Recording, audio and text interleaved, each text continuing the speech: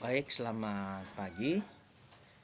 Hari ini kita akan laksanakan kuliah daring untuk mata kuliah Sistem Administrasi Negara Republik Indonesia ya.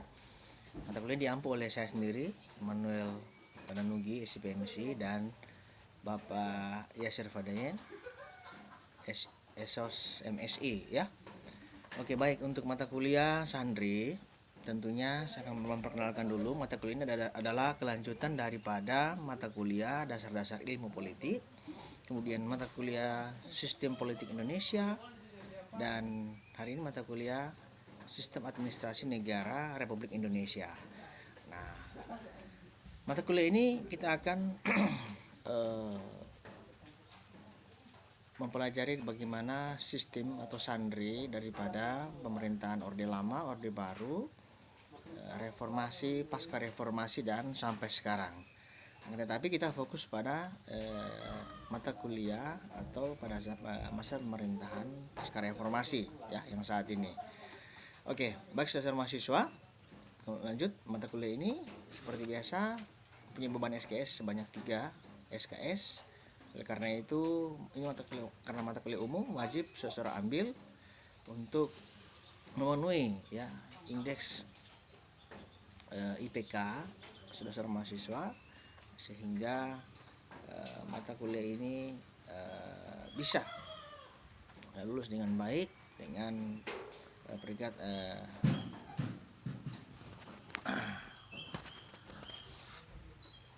maksimal A ya, minimal B ya. Oke, baik, lanjut.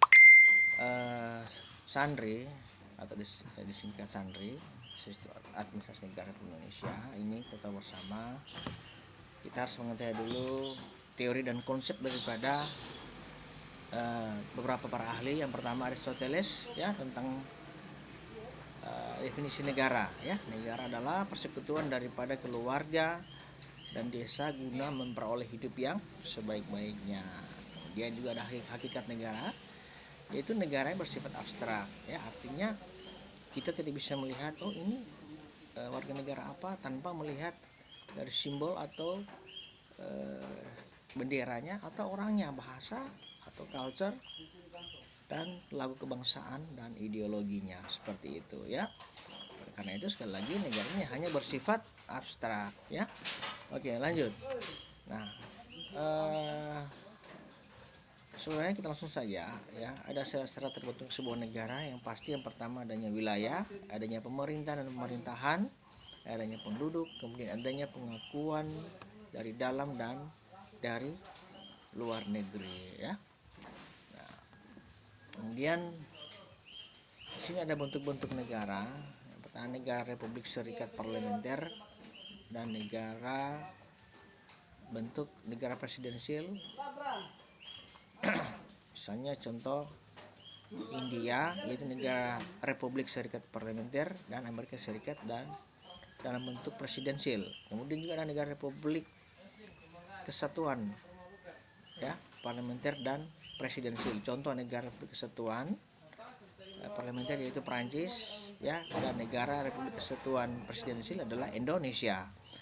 Kemudian negara kerajaan serikat parlemen dan non parlemen, yaitu contoh Malaysia.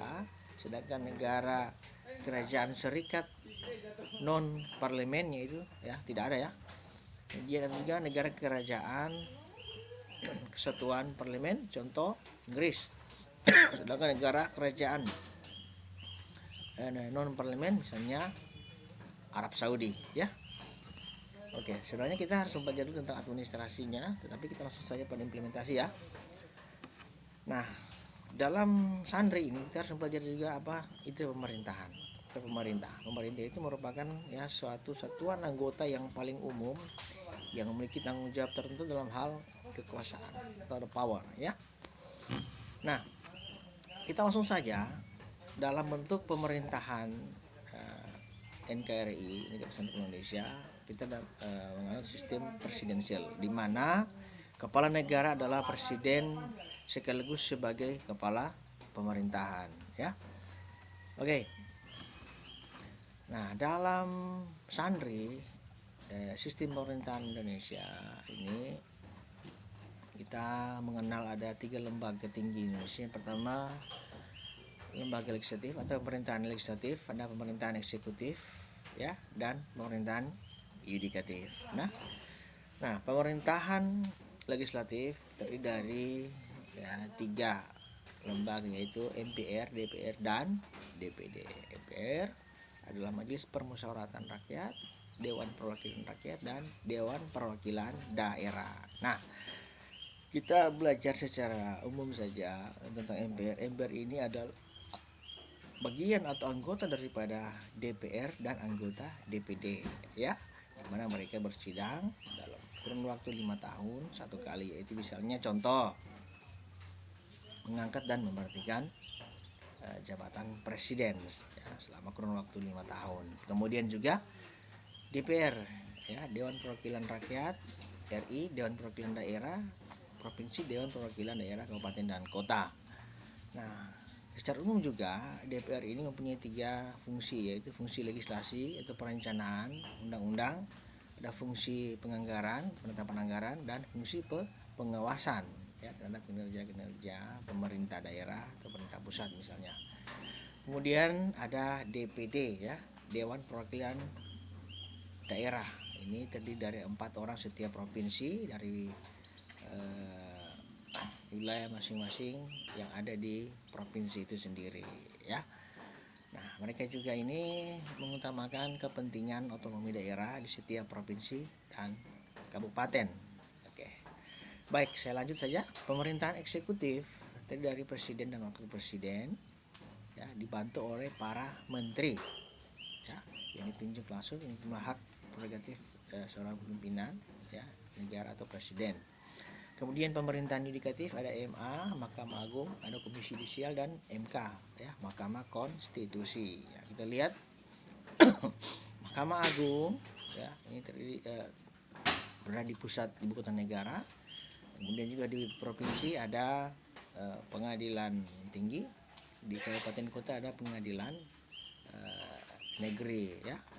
Nah, kemudian ada Komisi Yudisial ini ya, punya fungsi untuk mengatur atau tentang etika para hakim-hakim, memperhatikan hakim yang bermasalah misalnya, itu contoh ya, contoh saja.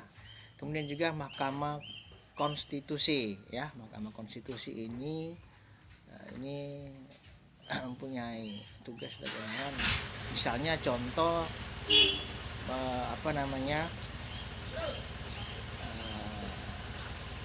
menyelesaikan persoalan-persoalan sengketa pemilu ya, eksekutif dalam